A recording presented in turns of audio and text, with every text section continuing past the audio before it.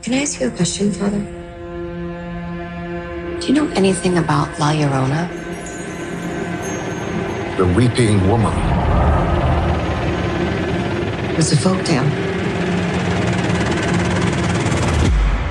Amigos de la charla, hoy vamos a hablar de terror, vamos a hablar de miedo, vamos a hablar de uno de los géneros más queridos realmente por los hispanos y realmente por muchísima gente alrededor del mundo, con Michael Chaves. Welcome, bienvenido a la charla.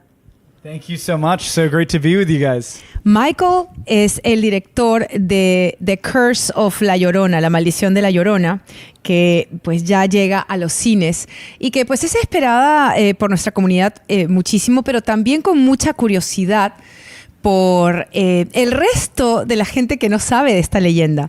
Michael, cuéntanos cómo cae este proyecto contigo y por qué dices, vamos a hacerlo, me lanzo a hacerlo. Absolutely. So, it was about 3 years ago, and it was wow. literally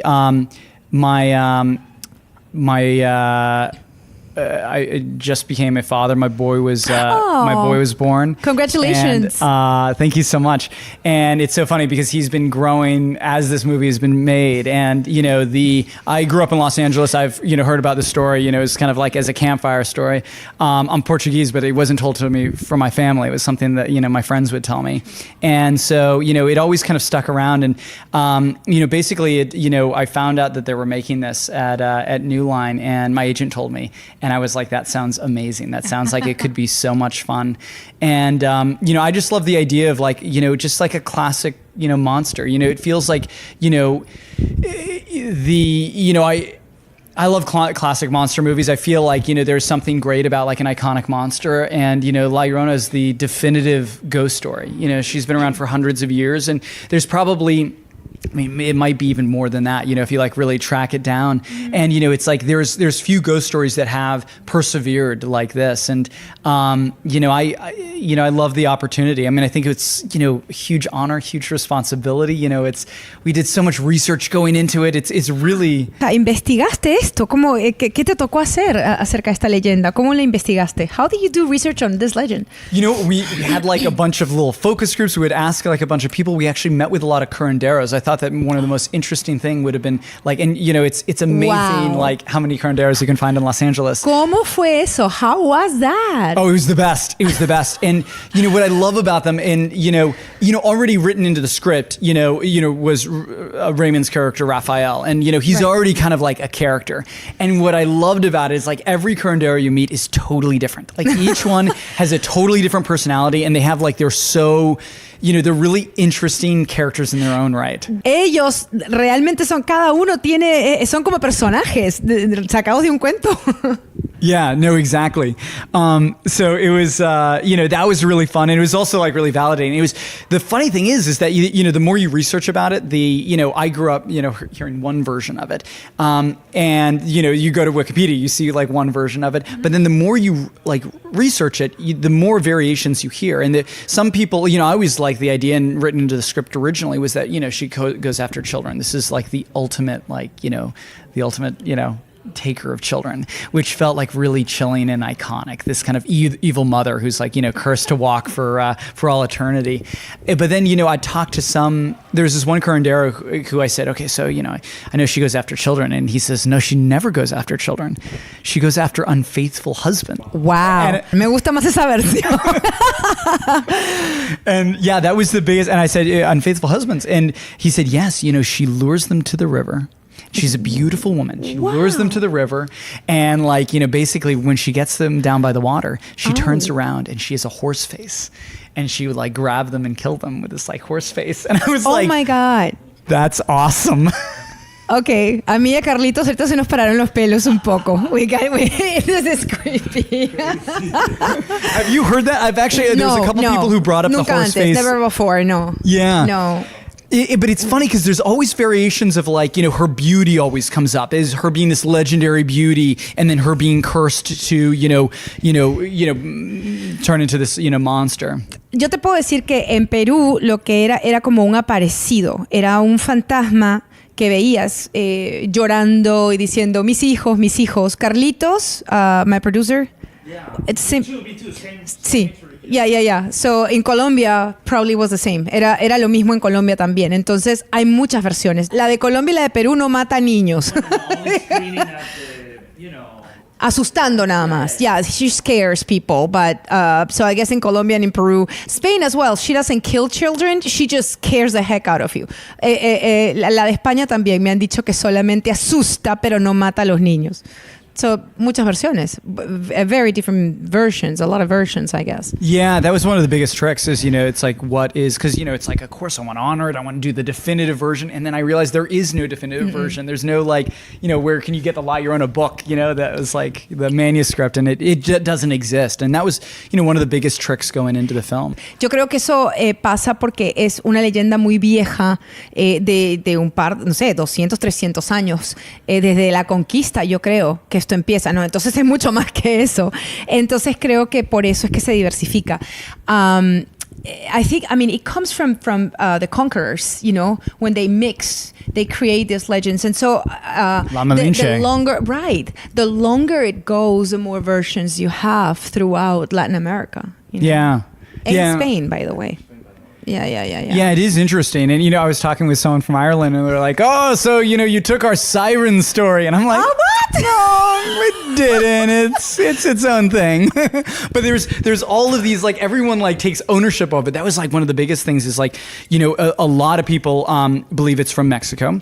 And then a lot of people believe it's from Venezuela. And that's actually one of the strongest, like, rivals of, like, you're either in the Mexico camp or the Venezuelan camp. Yo no había escuchado there was a eso. lot of chatter online and, like, a lot of, like really fiery arguments about, like, where it was, like, it's from. And, I mean, I think that it's awesome that people are so passionate about it. Sí, claro. It is like, it is very tricky. What was I going to say? I mean, part of that could be its own movie, is all the different variations of what she is.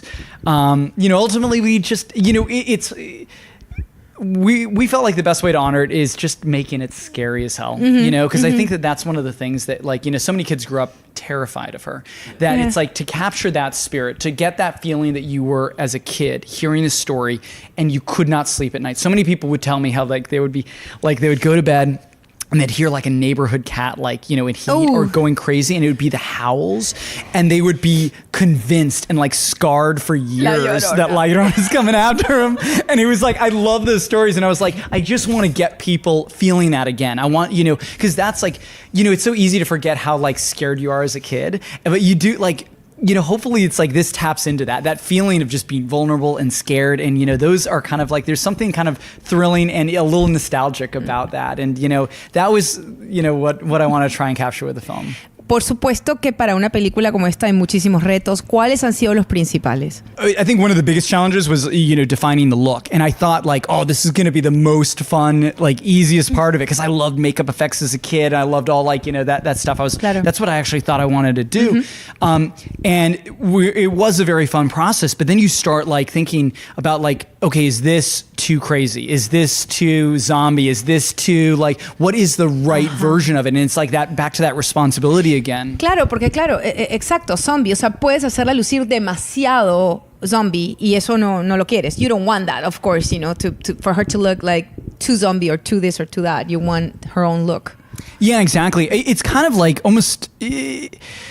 because like the Joker, one of those things where there's been so many variations of the Joker, and they, some are more of my favorites than others, and it's always that interpretation of something where everyone knows what it should look like, but it's hard to, like, really put your finger on it. So that was, like, we tried a lot of variations of that, and that was a really fun process at the end of the day, and I think we tried to, like, land on the most classic version of her.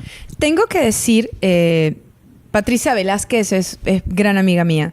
Y ahora que la vea, justamente para el press junket, le tengo que decir que realmente la hiciste feísima. Lució de miedo, Pati. ¿Qué le hiciste? So much of that was her harrowing performance. I mean, she really... she goes there and she almost, like, changes just like, with her performance. And I think that, like, physically changes. I mean, it's really, we of course gave her, like, bags around her eyes and, made her, like, because of course she's gorgeous. I think we were really lucky to work with her. I think that, that was one of the things that it's such a kind of tough role and such a, dark role that she really brought the humanity to it. Patricia Velázquez, tenemos que decir que es la madre que pierde a los niños en las manos de la Llorona. ¡Qué horror! So she loses her kids at the hands of La Llorona, which is like the most terrible thing, Yeah. And she gets, she gets crazy. She gets nuts. She totally goes nuts. As one does when they lose their children to La Llorona. Of course. I think that she really, that was something that, I think it really anchors the movie. I think she really goes to such a dark place. And, we already meet her and she's kind of like, you could tell she's been dealing with La Llorona and she has her kids in the closet and there's, she's already deep into this process. Yes. And so she's already unhinged.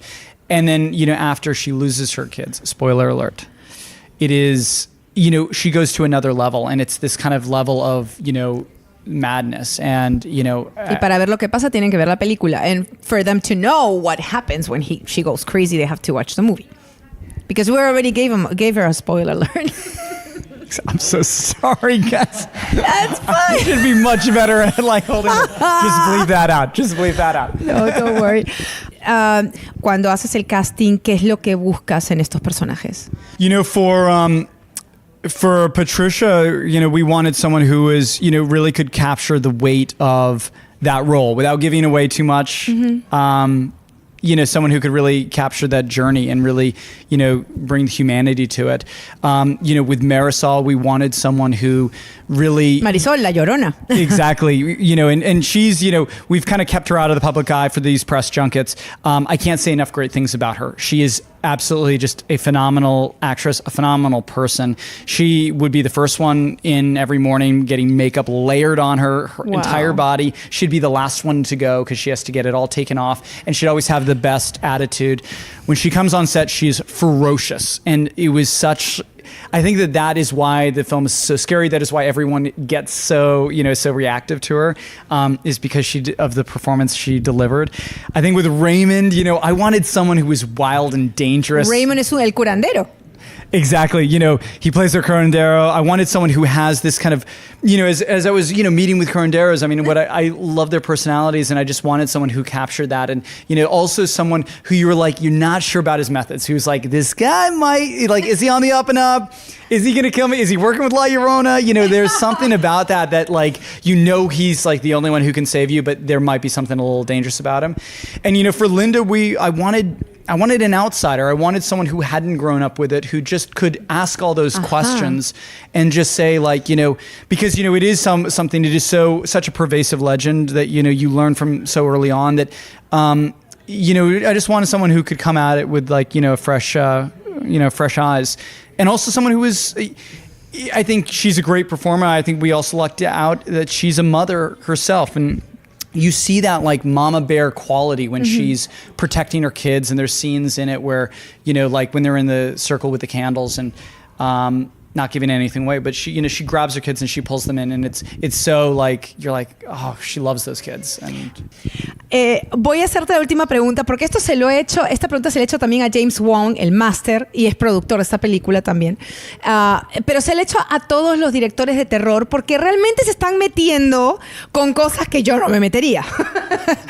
¿Pudiste dormir? ¿Estuviste tranquilo durante la filmación o pasaron cosas raras? Well, first of all, I wasn't sleeping because I was so stressed out. It was my first movie. I was like, oh my gosh, I hope I do this right. Exactly. But there was something really creepy that did happen on the set. There was, so the house was literally, we were told it was haunted. And I am a full-on skeptic. And I'm like, oh yeah, sure, it's haunted. So I didn't believe it. We started hearing little stories where people were like, oh, there's cold chills or there's things coming in. And I thought, oh, that's all garbage. Then someone told me the story. It was one of the PAs who is left on fire watch. So everyone goes to lunch and one person is left in the house to make sure nothing happens. Okay, lunch is at night. Oh, yeah, this one was actually during the day. Oh, okay, all right. Because, most of them... But it would have been scarier if it was at night. Well, yeah. Maybe I'm going to change the story and make it at night now. Okay, well... Yeah, exactly. So everyone's gone, and we're not supposed to go upstairs because these three college girls live upstairs. Now, the whole house is empty. The college girls have left, and he hears footsteps. Dun, dun, dun, dun. Oh my God, lo típico. Run Y sí, across. eso es típico de cuando penan, ¿ya ves? That's the typical thing when they're like, yeah. Serious- Dun, dun, dun, dun, dun, dun, yes. So he's thinking, oh, it's either one of the girls or it's a member of the crew, and we're not supposed to go up there. So he marches up, and he's going to say, guys, you have to like get out of here. He goes room for room. First bedroom, empty. Second bedroom, empty. Third bedroom, empty. Bathroom, empty. No one is up there.